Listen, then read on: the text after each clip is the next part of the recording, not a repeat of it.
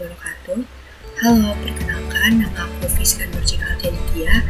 Ini 2019 31 dari kelas Sistem Multimedia E atau S1 Institut Teknologi PLN. Nah, sekarang aku mau bahas tentang 12 prinsip animasi dengan analisa pada film animasi Tinkerbell. Nah, sebelumnya aku share screen dulu untuk PPT-nya. Nah, jadi ada 12 prinsip animasi, di mana penemu 12 prinsip animasi ini merupakan tokoh animator dari Walt Disney, yaitu Ollie Johnston dan Frank Thomas. Mereka menulisnya dalam buku mereka yang diberi judul The Illusion of Life Disney Animation pada tahun 1981. Adapun macam-macam dalam 12 prinsip animasi itu, yang pertama ada squash and stretch, anticipation, staging, stretch ahead and pose to pose, follow through and overlapping action, slow in and slow out, arc, secondary action, timing, appeal, exaggeration, dan solid drawing. Yang pertama akan kita bahas tentang squash and stretch, di mana squash and stretch merupakan prinsip yang paling dasar. Prinsip ini menunjukkan ilustrasi tentang apa yang terjadi saat suatu benda, misalnya bola, terlempar ke tanah. Efek hantamannya membuat benda tersebut kelihatan menjadi lebih flat, namun karena volumenya harus tetap utuh, maka benda tersebut juga kelihatan melebar. Ini dinamakan squash and stretch. Contoh analisa dalam videonya adalah sebagai berikut. Nah, dalam hal ini, ketika kelinci mulai meloncat, maka tubuhnya lebih melebar ke depan atau lebih memanjang ke depan. Nah, bisa teman-teman lihat seperti berikut. Oke, lanjut. Ini contoh kedua dari stretch and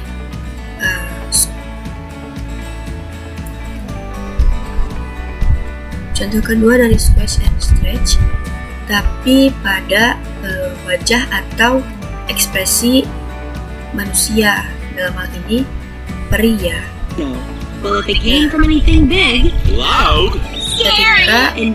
itu berkata big, maka mukanya itu lebih menarik ke atas.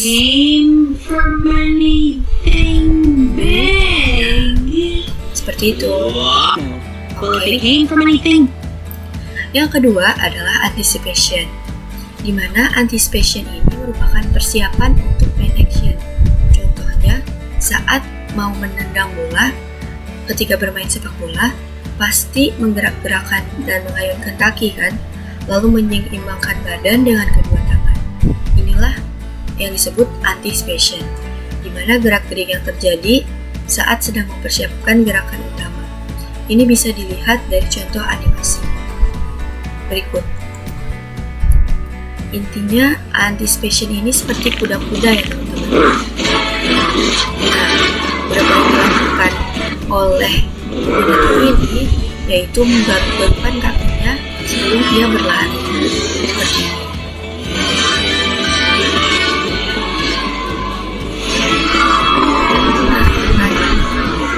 Oke, lanjut. Untuk contoh anticipation kedua, yaitu pada manusianya. Contohnya seperti ini. Sebelum mereka mau melempar sesuatu, mereka melakukan terlebih dahulu kuda-kuda untuk mempersiapkan lemparannya. Seperti ini, membongkarkan alat yang akan mereka lempar. Dan yang memanah juga melakukan kuda-kuda menarik semakin kencang pelatihnya.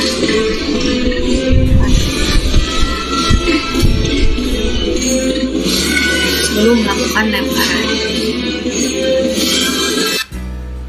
Oke.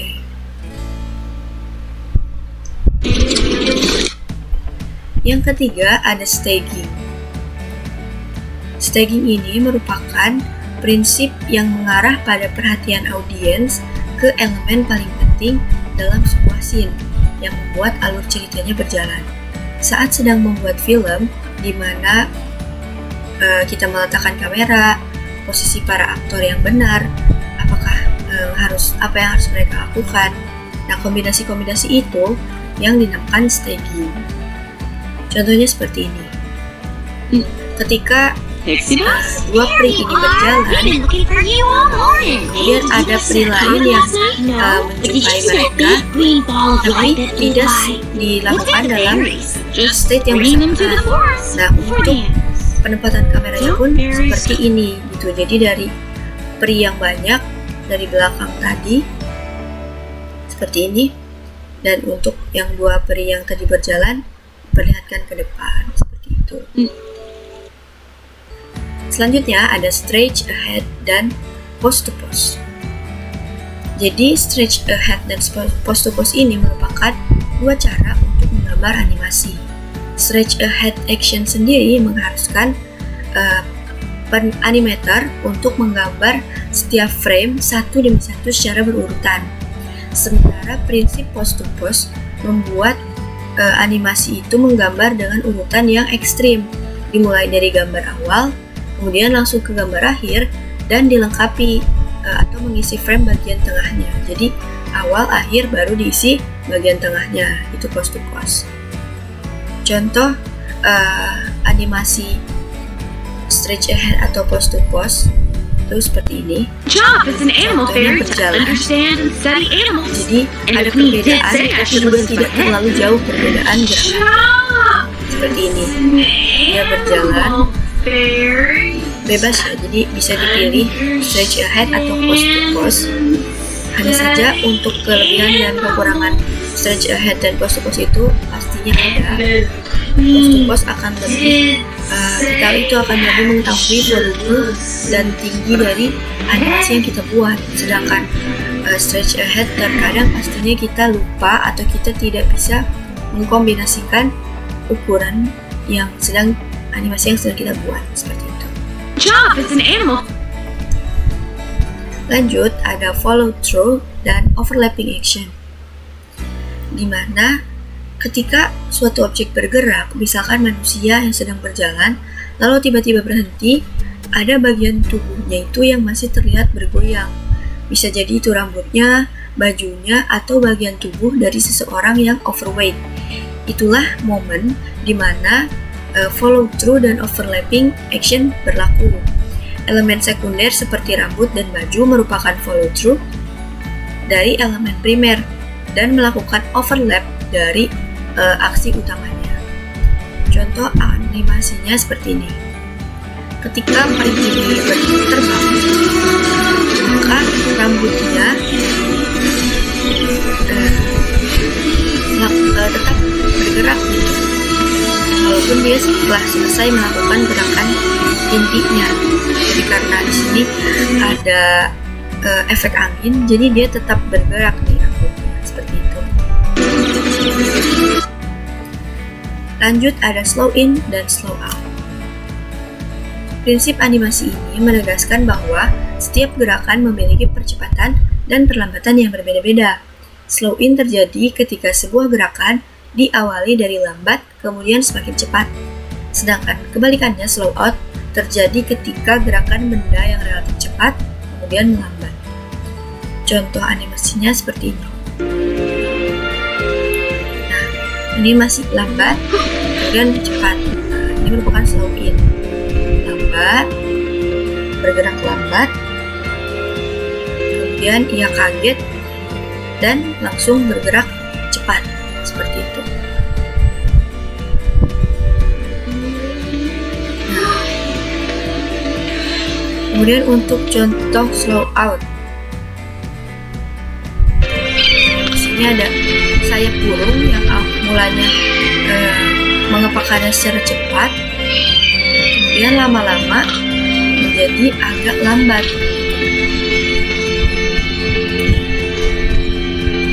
Tuh kan, dia jadi agak lambat, dan penempatan kameranya juga jadi agak lambat. Nah, yang ketujuh ada arcs.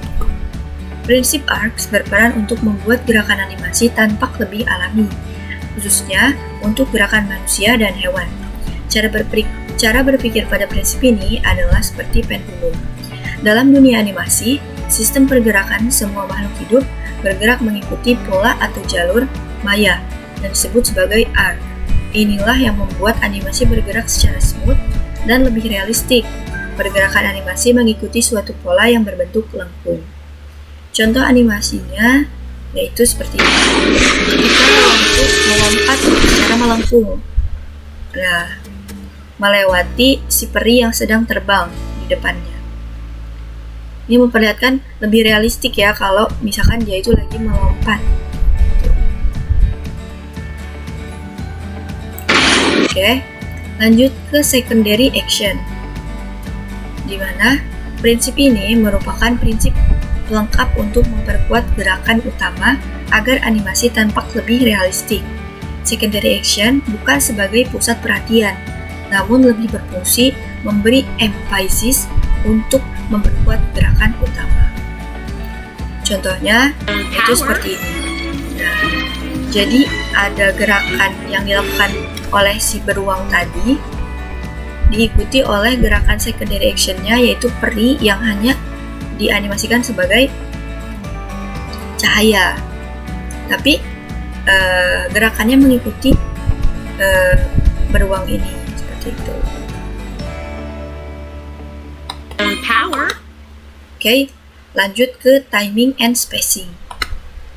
Timing merupakan penentu berapa gambar yang harus kita buat di antara dua pose atau yang biasa disebut dengan istilah in between. Timing yang menentukan waktu kapan sebuah gerakan harus dilakukan, sedangkan spacing yang menentukan percepatan dan perlambatan dari bermacam-macam jenis gerak. Contoh animasinya seperti ini. Ketika peri yang oranye ini memberikan aba-aba kepada temannya yang di depan, niatnya tidak ingin terlihat oleh peri yang berambut hitam ini, tapi ternyata terlihat dan terlihat ketika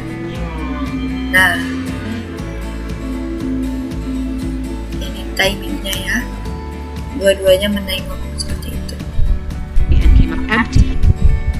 Yang selanjutnya ada appeal. Appeal merupakan keseluruhan look atau gaya visual dalam animasi yang mengarah pada prinsip appeal.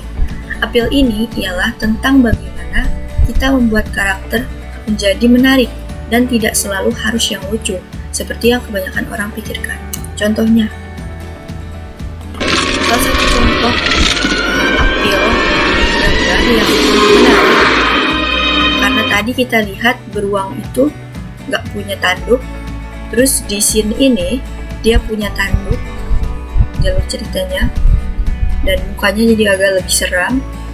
Itu memperlihatkan ketertarikan yang lebih gitu, karena ada sentuhan atau tekstur baru untuk beruang ini. Seperti itu. Lanjut ke exaggeration. Exaggeration ini merupakan upaya untuk mendramatisir sebuah animasi dalam bentuk rekayasa gambar yang bersifat hiperbola.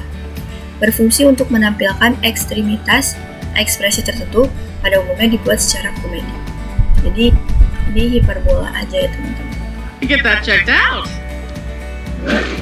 Nah, contohnya salah satunya tadi waktu dia bersin secara hiperbola, atau yang ini. Jadi beruangnya itu bersin juga mengeluarkan lendir gitu kan. Itu sebenarnya hiperbola kan.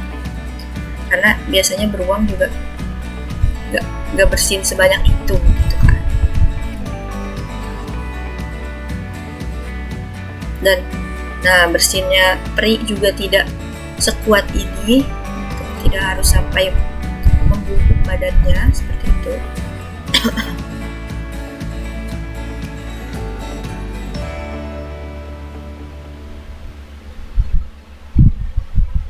Nah, ini merupakan lendir dari bersinnya si beruang yang merupakan hiperbola ya teman-teman. Get that checked out.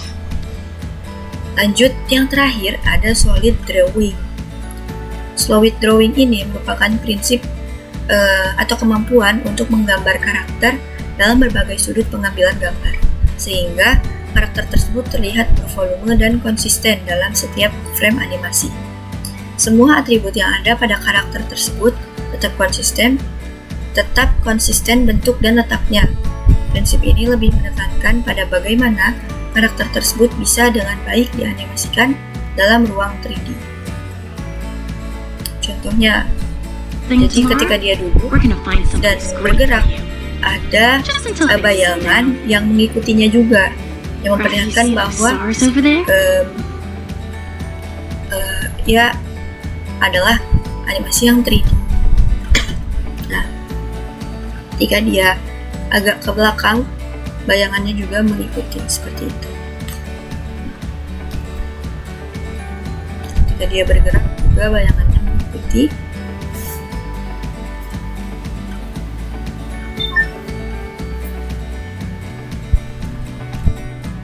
Seperti itu, ya kan?